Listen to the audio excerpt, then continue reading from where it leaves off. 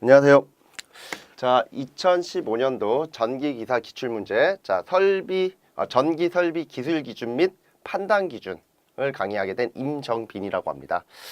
저희가 이제 이러한 이제 설비 기술 기준, 뭐 아니면 판단 기준 이런 것들은 법규라고 보시면 돼요. 그래서 기술에 대한 법이 있고요. 그다음에 또 어떤 판단에 대한 법들이 있죠. 그래서 그러한 법규를 시험 문제로 낸다 이렇게 생각을 하시면 되는데 주요 이제 과목은 어떻게 되어 있는지 한번 저희가 훑어보고 넘어가도록 할게요.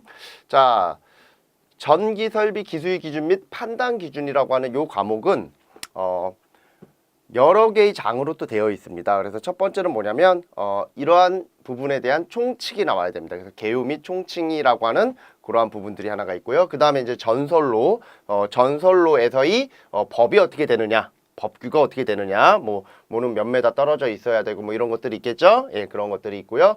그 다음에 전기 사용 시설, 요 전기 사용 시설에 관련돼 있는 법도 있겠죠. 예, 그러한 부분들을 얘기할 거고, 그다음에 특이하게 이제 발변전 설비랑 전기 운용 장소에 대한 법이 별도로 있습니다. 예, 그런 별도의 법이 있다라는 거. 그다음에 전력 보안, 그다음에 통신 설비, 요쪽에 관련돼 있는 내용들도 좀 있고요. 그다음에 전기 철도, 요건 뭐 별로 들어가지 않고요. 그럼 이 중에서 뭐가 시험 문제로 제일 잘 나옵니까라고 하면 요 앞에 있는 세 개 있죠. 요 세 개에서 이제 시험 문제가 제일 많이 나와요. 그래서 얘네 세 개의 비중이 한 80% 이상을 차지하고요. 나머지가 뭐 한 20% 정도 되기 때문에 항상 공부를 하실 때는 전설로 요 부분이 좀 시험 문제 많이 나오니까 저 부분을 좀 잘 공부하시면 되는 겁니다.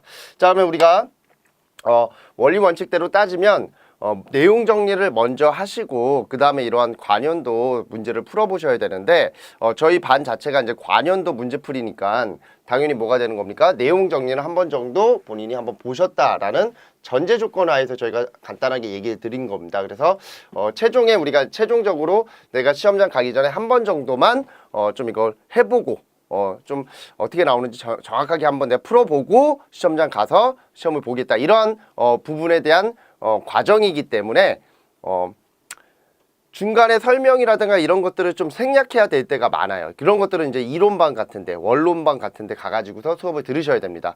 자, 근데 재밌는 거는 이제 요 기술 기준 및 판단 기준 법이라는 것들이 강화가 될 수도 있고요. 예, 개정이 될 수도 있습니다. 그러다 보니까 매 회마다 이게 좀 다른 과목과 다르게 좀 바뀌는 경우가 있거나 추가되는 경우가 생길 수 있어요.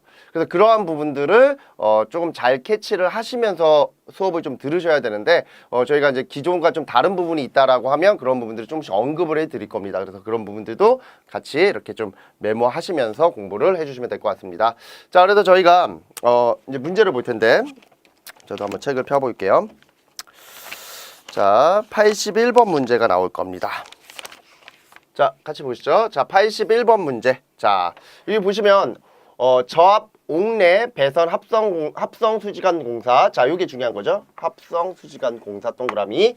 자, 연선이 아닌 경우 사용할 수 있는 전선의 최대 단면적은 몇 미리 스퀘어인가? 단 알루미늄 선은 제외한다. 그래서 우리가 일반적으로 연선이 아닌 단선을 사용할 때는 몇 미리 스퀘어? 예, 10mm 스퀘어를 쓰게 되어 있고요. 그 다음에 알루미늄 같은 경우에는 알루미늄 선 같은 경우에는 16mm 스퀘어 최대 사용할 수 있다라고 하죠. 그래서 답은 몇 번이 되냐면 3번이 되는 거죠. 그러니까 이런 문제들은 합성 수지관 공사 최대 단면적 10mm 이렇게 외우고 그냥 넘어가셔야 되는 거예요. 그러니까 이거를 가지고서 뭐 어디 규범이 어디에 있다 막 이런 것들을 다 지금 이 시기 때 세세하게 보려고 하면요 시험장 못 갑니다. 법규는 그렇게 공부하는 거 아니고요. 실제 문제답식으로 약간 뉘앙스를 갖고서 공부하셔야 돼요. 다른 과목하고 그래서 많이 달라요. 뭐 이해를 해야겠다. 이해 위주의 공부를 할 수가 없는 게 또 법규입니다. 그래서 뭐는 몇 메다, 뭐는 몇 종, 뭐 이런 식으로 딱딱딱딱딱 끊어서 외우고 넘어가고 이거를 여러 번 반복하는 습관을 갖는 게 훨씬 더 고득점을 할 수 있어요. 그래서 우리가 이제 설비 같은 경우 이제 설비 기술 기준 요 과목 같은 경우에는 개수가 몇 개가 나와야 되냐면 한 18개 정도에서 16개는 나와야 되는데 저는 18개 얘기합니다. 그래서 수업만 잘 들으시고 잘 따라오시면 18개 정도 충분히 맞출 수 있으니까요. 한번 보시면 돼요. 개수를 많이 확보를 해주셔야 돼요. 자, 다음 문제 볼게요. 자, 특고압 가공 전선로에서 발생하는 극저주파 전개. 자, 이러한 극저주파 전개라고 하는 이러한 개념들이 나오면 이런 것들을 우리 원론 쪽에서는 이런 게 뭐고 이런 것들이 발생될 수 있습니다. 이런 걸 막 주구장창 설명을 합니다. 근데 지금 여기 기출문제 반은 자 이런 게 나오면 뭐다? 3.5kV다 이렇게 외우는 거예요. 자, 극저주파 전개 3.5kV, 극저주파 전압 3.5kV 이렇게 외우고 넘어가는 겁니다. 그래서 답은 몇 번? 1번에 있다. 주구장창 설명하는 그러한 반이 아니다라는 걸 다시 한번 강조해 드립니다. 자, 그래서 뭐다? 법규는 극저주파 전개 3.5kV 요렇게 이해하고 그냥 바로 넘어가셔야 돼요. 중요한 문제 아닙니다. 이런 거 거의 출제 안 되는데 이런 것들이 실제 이제 기술 기준에 있다라는 거 같이 보시면 되고요. 자, 그다음 83번 내부 고장이 발생하는 경우 대비하여 자동 차단 장치 또는 경보 장치를 시설하는 특고압 변압기 뱅크 용량 구분을 알맞은 것은 자 이렇게 되어 있는데 자 여기서는 뭐냐면 자동 차단이라는 장치가 나왔고요. 경보 장치라고 하는 장치가 두 가지가 나왔습니다. 두 가지. 그럼 두 가지가 나왔을 때의 변압기 용량은 무엇이냐라는 거죠. 바로 요 놈은 요 자동 차단 장치와 경보 장치를 변압기 뱅크 용량으로 구분하는 기준이 있습니다. 그 기준이 바로 이렇게 되는 거죠. 그래서 자, 두 가지가 이제 묶여야 되는데 자, 뱅크 용량은 이렇게 크게 두 가지로 나눕니다. 자, 뱅크라는 건 뭔지 아시죠? 변압기가 있으면 이 변압기를 한 곳으로 모읍니다. 그러면 뭐가 되는 거예요? 하나의 전원에 대한 군집이 되는 거죠. 그 군집은 마치 뭐와 같다? 은행과 같다라는 거죠. 왜? 에너지가 풍부하니까. 그래서 그걸 우리는 뱅크라고 합니다. 그러면 그 뱅크에 대한 용량이 두 가지로 산정할 수 있어요. 5000kVA에서 10,000kVA 사이. 그리고 10,000kVA를 넘어가는 경우 이렇게 두 가지로 산정을 하는데 이때 이제 변압기 내부 고장이 발생될 수 있습니다. 첫 번째 5,000에서 10,000 사이에는 자동 차단 장치와 경보 장치를 시설하게 돼 있는 거고요. 만약에 10,000kVA가 넘어가면 뭐다? 반드시 자동 차단 장치가 동작돼야 된다. 뭐 이런 뜻입니다. 그러면 당연히 우리 아까 뭐라 그랬어요? 두 개가 나왔다 그랬죠? 예, 둘 중에 하나 달아놓으면 된다. 뭐 이런 뜻이기 때문에 예, 두 개가 나왔으니까 뭐가 돼야 되는 거예요? 5,000에서 10,000 사이가 돼야 되는 거죠. 둘 중에 하나 중에서. 그래서 답은 몇 번에 있다? 예, 2번에 있는 겁니다. 자, 이런 것들도 좀 문제답식으로 보셔야 된다라는 겁니다. 설비는 이렇게 공부를 하셔야 돼요. 그래서 원래는 설비는 암기 공식을 본인 스스로 만들어 놓고 이거를 어떻게 하면 내가 쉽게 외워서 답을 쉽게 찾을까 이런 연습을 많이 하셔야 되는 겁니다. 그래서 저는 설비 같은 경우에는 만약에 내가 20문항을 본다 그러면 그 20문항을 보는데 걸리는 시간이 길게는 30분이고요. 짧게는 10분 안에 끝내셔야 돼. 그거를 한 번 보는 게 아니라 여러 번 보는 겁니다. 아시겠죠? 그러니까 이 강의도 제가 조금 빠르게 진행을 해가지고서 한 번 들으셨죠? 그러면 다음에 또 한 번 듣는 거 한 3번 정도 들으셔야 돼. 최소한. 설비는. 그러면 이러한 문제들이 거의 유사하게 또는 완벽히 같게 나오게 돼 있어요. 법이기 때문에. 그쵸? 예, 볼게요. 다음 문제. 자, 84번. 자, 사용 전압이 60kV 이하인 특고압 가공 전선로에서 유도장애. 자, 유도장애가 나왔네요. 요거 좀 중요하죠. 요 시험 문제 되게 잘 나. 유도장애는. 별표. 이런 거는 매 회마다 나올 수 있는 문제인데요. 유도장애가 최근에 출제가 굉장히 잘 되고 있습니다. 자, 얘는 60kV를 가지고서 기준을 잡는데 60kV 이하가 있고 자, 60kV 초과가 있습니다. 넘어서는 거. 자, 그래서 60kV 이하일 때의 통신선이 있는 선로에서는 몇 킬로미터마다 12km마다 예, 2 마이크로 암페어를 넘지 않아야 된다라고 하는 법적 규정이 있고요. 자, 유도 장애입니다. 자, 그다음에 얘는 40km마다 3 마이크로 암페어를 넘지 말아야 하는 규정이 있는 겁니다. 그래서 요 두 규정이 결국은 뭐다? 유도 장애와 관련돼 있는데 시험 문제로 굉장히 잘 나와요. 특히나 뭐가 잘 나오냐면 지금과 같은 요 문제. 바로 60kV 이하에서 많이 나옵니다. 왜? 우리가 쓰고 있는 게 배전선로가 몇이에요? 22.9kV이기 때문에 당연히 요게 더 많이 나오겠죠. 밑에 거보다는. 그래서 답이 몇 번에 있습니까? 예, 2 마이크로 암페어니까 답은 2번에 있습니다. 시험 문제 굉장히 잘 나오니까 요거는 꼭 별표 쳐놓고 나오면 맞춰주셔야 돼요. 그래서 이런 것들도 외울 때 어떻게 외워요? 예, 60kV 이하는 12km마다 2 마이크로 암페어. 맞죠? 그래서 저라면 이렇게 외울 거예요. 60 이하 12이 이런 식으로 60초가 43 뭐 이렇게 저는 그렇게 외운다고요. 그러면 유도장에 60 이하 12이 60초가 43 뭐 이런 식으로 이렇게 몇 번만 적고 외워주시면 나오면 다 맞출 수 있어요. 그렇게 이제 공부 패턴을 가지시면 되고요. 자, 85번. 자, 지지물이 A종 철근 콘크리트 주일 때 가공 전선의 경관은, 자, 우리 경관이라는 거는 철탑과 철탑 사이의 거리 또는 뭐다 우리 전봇대 전주와 전주 사이의 거리를 말하는 겁니다. 자, 그 중에서 뭐가 주어졌습니까? A종 철주죠? A종 철주가 아니에요. A종 철근 콘크리트 주죠? 예. 그러면 A종이라는 게 중요해요. 철주든 뭐든 간에 A종. A종, B종, 그 다음에 철탑이 있습니다. 자, 그거를 이제 우리가 표로 한번 보면, 자, 지지물의 종류는, 자, A종, 그리고 B종, 그 다음에 철탑이 있다고. 이렇게 세 가지가 있어요. 그러면 그거에 따른 경관의, 길이를 외워주셔야 돼요. 이게 되게 중요합니다. 시험 문제로는 뭐가 나올지 몰라요. 근데 이건 반드시 외워주셔야 돼요. 시험 문제 잘 나올 수 있으니까요. 그러면 여기서 이제 A종에는 목주가 들어가죠. 이제 목주는 거의 쓰지 않아요. 보기에서 목주 나오면 저희 목주만 찍으라고 하는데 목주는 쓰지 않아요, 우리가. 그래서 A종 아니면 B종을 쓰는데 우리 흔히 말하는 전봇대 전주는 그리고 그 다음이 철탑이죠.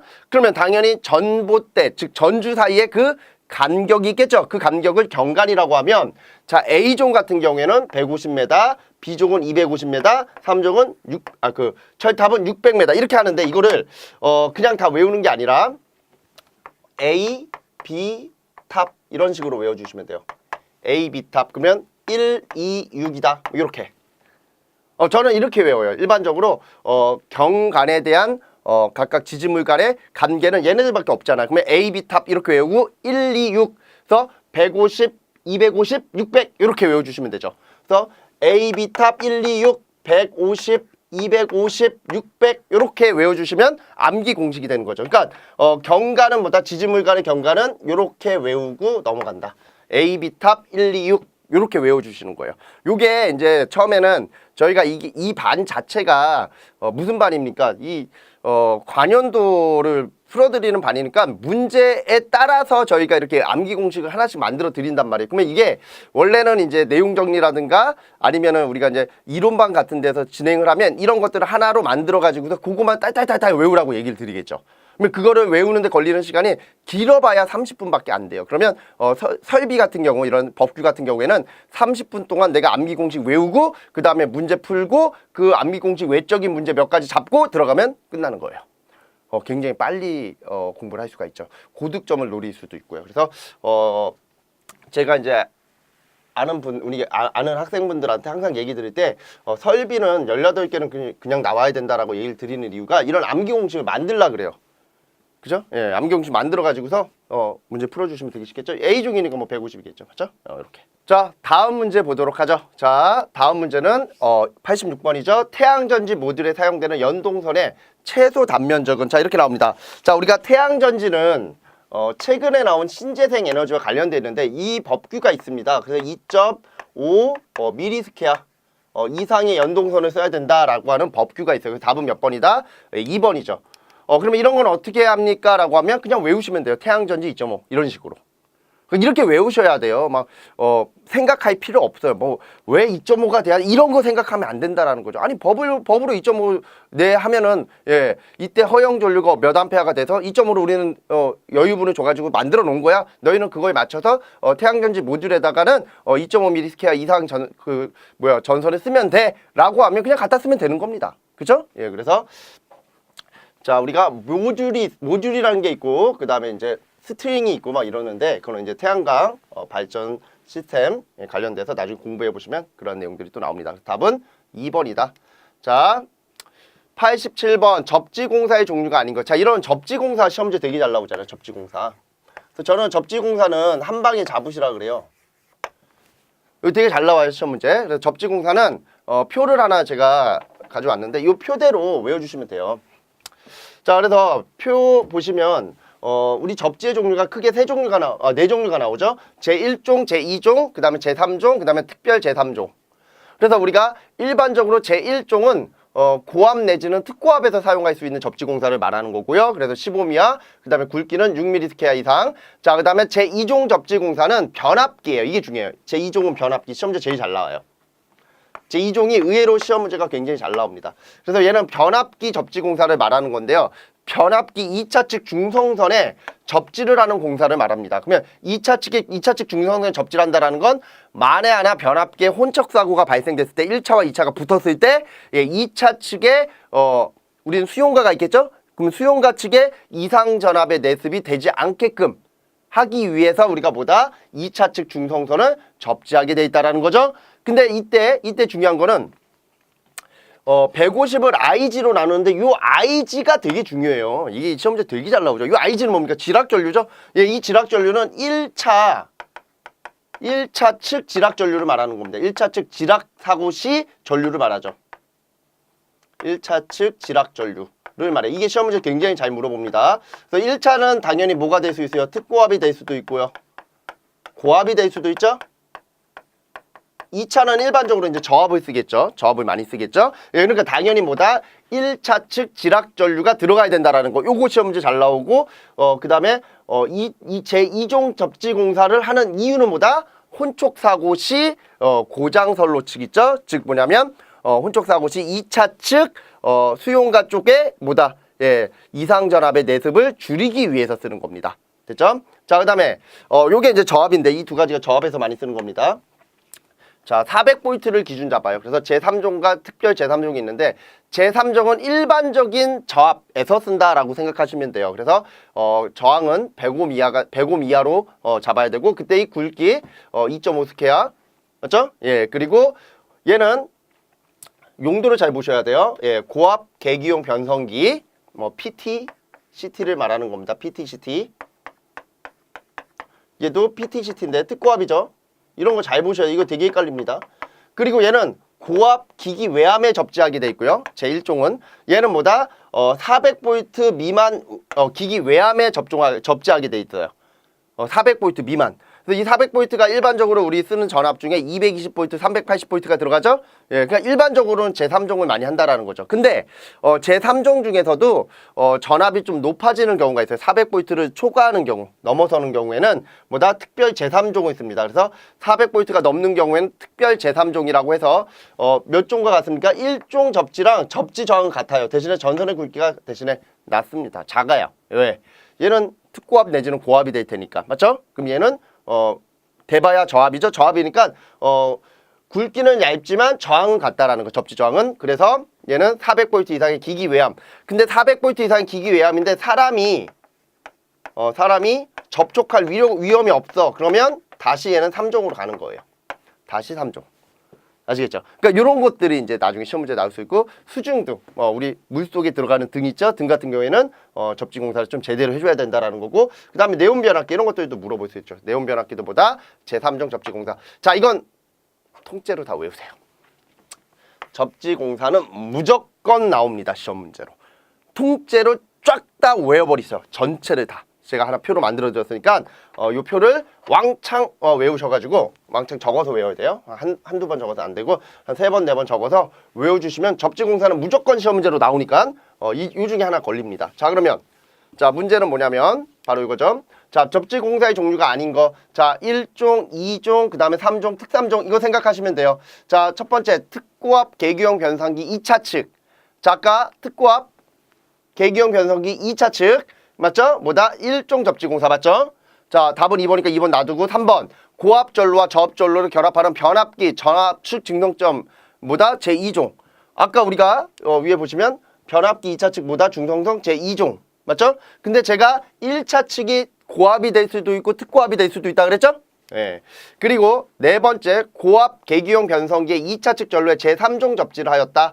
자, 고압 계기용 변성기의 PTCT에 제3종 접지를 해줬다. 맞죠? 예, 그러면 결국에는 답이 뭐다? 2번이 되는 거죠. 자, 특고압 전로와 저압 전로를 결합하는 변압기에 자, 특고압 1차 특고압 2차 뭐예요? 저압이죠? 예, 그러면 이때 중성점 접지는 제3종 접지라 했다. 틀렸죠? 뭐예요? 제2종 접지가 돼야 된다라는 거죠. 됐습니까? 이렇게 문제가 조금 장황하게 나오는 경우가 있어요. 그래서 이렇게 한번 정리하시면 되겠죠? 자, 다음 문제로 갈게요. 자, 88번 전차선과 그 다음에 식물과의 이격거리는 자, 이렇게 우리 전차선이 있죠? 이게 이제 철로고 이게 전차선이 위로 가겠죠? 그러면 여기에 뭐가 있어요? 식물이 있을 수 있죠. 이렇게 나무가 있을 수 있죠. 예. 그러면 요놈의 이격거리가 있어요. 그래서 요 이격거리가 얼마가 되겠느냐? 바로 2m가 되는 거죠. 그래서 답은 뭐다? 3번이 된다. 그래서 요걸 외워주시면 되는데 은근히 이게 시험 문제로 출제가 잘 돼요. 이 문제가. 그래서 전차선과 식물과 이격거리는 몇다? 2m.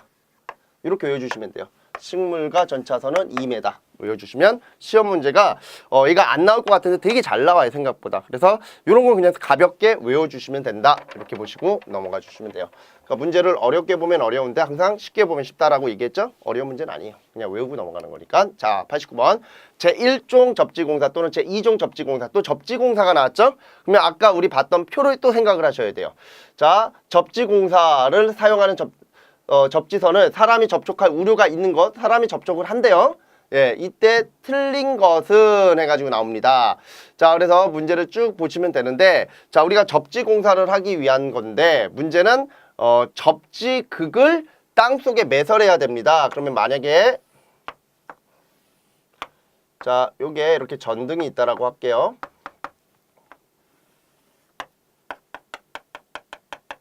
가로등. 그러면 얘를 이제 우리가 접지 공사를 한다라고 하면, 자, 어찌됐든 간에 요 가로등의 외암이든 가로등 안에 있는 어떤 설비든 간에 접지를 해야 된단 말이에요. 그러면 접지선이 이렇게 내려오겠죠? 내려와요.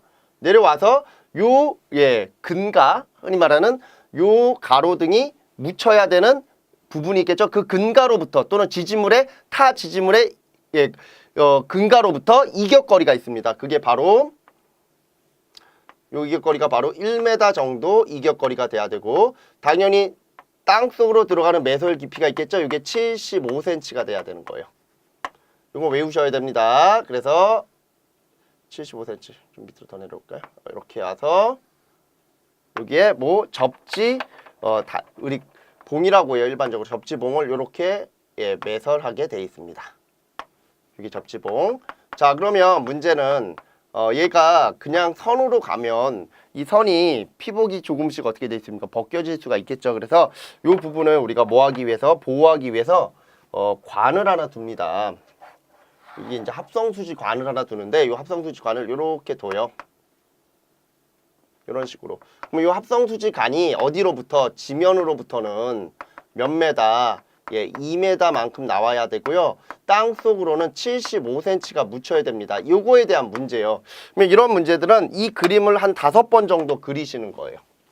제가 항상 공부하는 패턴 알려드리죠. 제가 예전에 이제 시험을 봤을 때, 저는 오래전에 시험을 봤겠죠.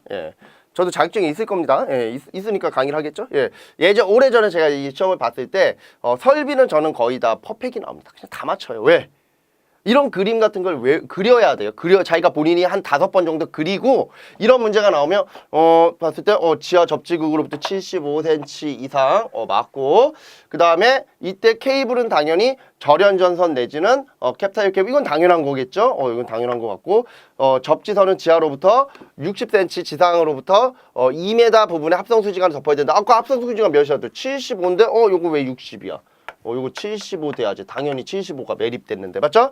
그리고 접지선 시설한 지지물에는 피대 침형 지선을 별도로 시설하지 않아도 된다. 됐죠? 그러면 답은 몇 번에 있다? 틀린 게 3번에 있는 거죠. 이런 식으로 답을 찾는 거예요. 그림을 그리셔야 됩니다. 5번만 그리고 문제 풀어보시면 아주 잘 풀려요. 그래서 이러한 문제 유형을 풀기 위해서는 이러한 그림들을 그려서 이격거리라든가 매설 깊이라든가 뭐 이런 것들도 한번 같이 적어보셔야 됩니다. 5번 적어보시면 돼요. 제가 장담하는데.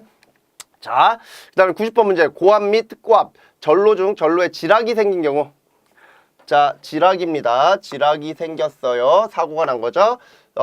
자동적으로 전로를 차단하는 장치, 차단기가 되는데, 자, 이 차단기 중에서 지락, 즉 대지로 흘러나가는 거, 이거를 뭐라고 하면 영상분이라고 하죠.